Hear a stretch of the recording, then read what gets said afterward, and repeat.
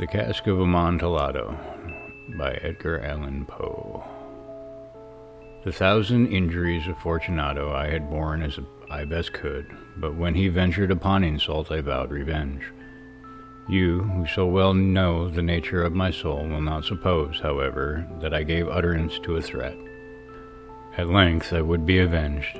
This was a point definitively settled, but the very definitiveness with which it was resolved precluded the idea of risk. I must not only push, but punish with impunity. A wrong is unredressed when retribution overtakes its redresser. It is equally undressed when the avenger fails to make himself felt as such to him who has done the wrong. It must be understood that neither by word nor deed had I given Fortunato cause to doubt my goodwill. I continued, as was my wont, to smile in his face, and he did not perceive that my smile now was at the thought of his immolation. He had a weak point, this Fortunato, although in other regards he was a man to be respected and even feared. He prided himself on his connoisseurship in wine. Few Italians have the true virtuoso spirit.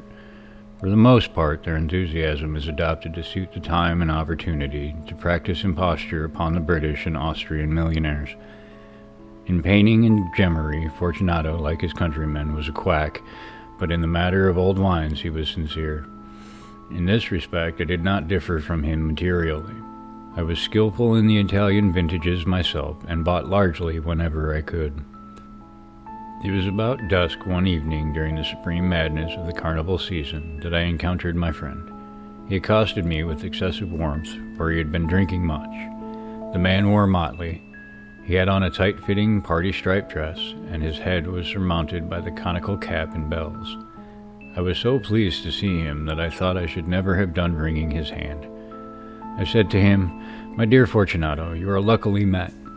How remarkably well you are looking today, but I have received a pipe of what passes for Amontillado, and I have my doubts." "How?" said he. "Amontillado? A pipe? Impossible. And in the middle of the carnival?" "I have my doubts," I replied, "and I was silly enough to pay the full Amontillado price without consulting you in the matter. You were not to be found, and I was fearful of losing a bargain. Amontillado? I have my doubts. Amontillado? And I must satisfy them. Amontillado? As you are engaged, I am on my way to Lucchesi. If anyone has a critical turn, it is he. He will tell me." "Lucchesi cannot tell Amontillado from sherry. And yet some fools will have it that his taste is a match for your own. Come, let us go." "Whither?" "To your vaults." "My friend, no. I will not impose upon your good nature. I perceive you have an engagement. Lucchesi." "I have no engagement. Come." "My friend, no. It is not the engagement, but the severe cold with which I perceive you are afflicted. The vaults are insufferably damp. They are encrusted with nitre. Let us go, nevertheless. The cold is merely nothing. Amontillado, you have been imposed upon, and as for Lucchesi, he cannot distinguish sherry from Amontillado." Thus speaking, Fortunato possessed himself of my arm, putting on a mask of black silk and drawing a roquelaire closely about my person. I suffered him to hurry me to my palazzo. There were no attendants at home. They had absconded to make merry in honor of the time. I had told them that I should not return until the morning, and had given them explicit orders not to stir from the house. These orders were sufficient, I well knew, to ensure their immediate disappearance, one and all, as soon as my back was turned. I took from their sconces 2 flambeaux, and giving one to Fortunato, bowed him through several suites of rooms to the archway that led into the vaults. I passed down a long and winding staircase, requesting him to be cautious as he followed. We came at length to the foot of the descent, and stood together on the damp ground of the catacombs of the Montresors. The gait of my friend was unsteady, and the bells upon his cap jingled as he strode. "The pipe," he said. "It is farther on," said I, "but observe the white webwork which gleams from these cavern walls." He turned towards me and looked into my eyes with 2 filmy orbs that distilled the rheum of intoxication. "Nitre?" he asked at length. "Nitre," I replied. "How long have you had that cough?"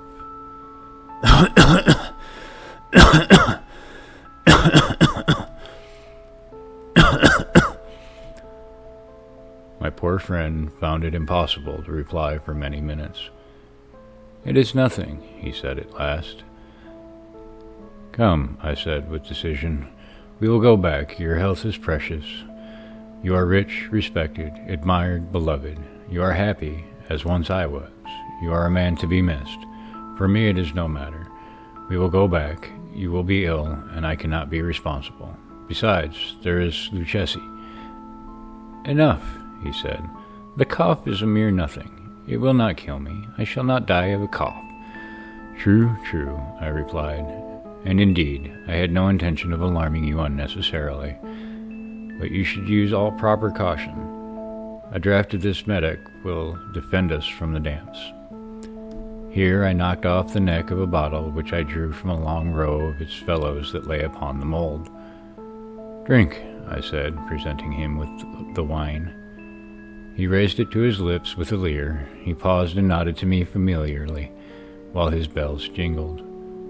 "I drink," he said, "to the buried that repose around us, and I to your long life."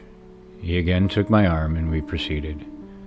"These vaults," he said, "are extensive." "The Montresors," I replied, "were a great and numerous family." "I forget your arms." "A huge human foot d'or in a field azure. The foot crushes a serpent rampant whose fangs are embedded in the heel." "And the motto?" "Nemo me impune lecessit." "Good," he said. The wine sparkled in his eyes, and the bells jingled. My own fancy grew warm with medoc. We had passed through the walls of piled bones, with casks and puncheons intermingling into the inmost recesses of the catacombs. I paused again, and this time I made bold to seize Fortunato by an arm above the elbow. "The nitre," I said. "See, it increases. It hangs like moss upon the vaults. We are below the river's bed. The drops of moisture trickle among the bones. Come, we will go back ere it is too late. Your cough." "It is nothing," he said. "Let us go on, but first another draught of the medoc." I broke and reached him a flagon of de Grave. He emptied it at a breath. His eyes flashed with a fierce light. He laughed and threw the bottle upwards with a gesticulation I did not understand. I looked at him in surprise. He repeated the movement, a grotesque one. "You do not comprehend?" he said. "Not I," I replied. "Then you are not of the Brotherhood." "How?" "You are not of the Masons." "Yes, yes," I said. "Yes, yes." "You? Impossible. A Mason?" "A Mason," I replied. "A sign," he said. "It is this," I answered, producing a trowel from beneath the folds of my roquelaire. "You jest," he exclaimed, recoiling a few paces. "But let us proceed to the Amontillado." "Be it so," I said, replacing the tool beneath the cloak and again offering him my arm. He leaned upon it heavily. We continued our route in search of the Amontillado. We passed through a range of low arches, descended, passed on, and descending again, arrived at a deep crypt in which the foulness of the air caused our flambeaux rather to glow than flame. At the most remote end of the crypt there appeared another less spacious. Its walls had been lined with human remains, piled to the vault overhead, in the fashion of the great catacombs of Paris. 3 sides of this interior crypt were still ornamented in this manner. From the 4th the bones had been thrown down and lay promiscuously upon the earth, forming at one point a mound of some size. Within the wall thus exposed by the displacing of the bones, we perceived a still interior recess, in depth about 4 feet, in width 3, in height 6 or 7. It seemed to have been constructed for no especial use within itself, but formed merely the interval between the 2 of the colossal supports of the roof of the catacombs, and was backed by one of their circumscribing walls of solid granite. It was in vain that Fortunato, uplifting his dull torch, endeavored to pry into the depths of the recess. Its termination the feeble light did not enable us to see. "Proceed," I said. "Herein is the Amontillado. As for Luchesi—" "He is an ignoramus," interrupted my friend, as he stepped unsteadily forward, while I followed immediately at his heels. In an instant he had reached the extremity of the niche, and finding his progress arrested by the rock, stood stupidly bewildered. A moment more, and I had fettered him to the granite. In its surface were 2 iron staples, distant from each other about 2 feet horizontally. From one of these depended a short chain, from the other a padlock. Throwing the links about his waist, it was but the work of a few seconds to secure it. He was too much astounded to resist. Withdrawing the key, I stepped back from the recess. "Pass your hand," I said. "Over the wall you cannot help feeling the niter. Indeed, it is very damp. Once more let me implore you to return. No? Then I will positively leave you, but I must first render you all the little attentions in my power." "The Amontillado!" ejaculated my friend, not yet recovered from his astonishment. "True," I replied, "the Amontillado." As I said these words, I busied myself among the pile of bones of which I have before spoken. Throwing them aside, I soon uncovered a quantity of building stone and mortar. With these materials, and with the aid of my trowel, I began vigorously to wall up the entrance of the niche. I had scarcely laid the first tier of my masonry when I discovered that the intoxication of Fortunato had in a great measure worn off. The earliest indication I had of this was a low moaning cry from the depth of the recess. It was not the cry of a drunken man. There was then a long and obstinate silence. I laid the second tier, and the third, and the fourth, and then I heard the furious vibrations of the chain. The noise lasted for several minutes, during which, that I might hearken to it with more satisfaction, I ceased my labors and sat down upon the bones. When at last the clanking subsided, I resumed the trowel and finished without interruption the 5th, the 6th, and the 7th tier.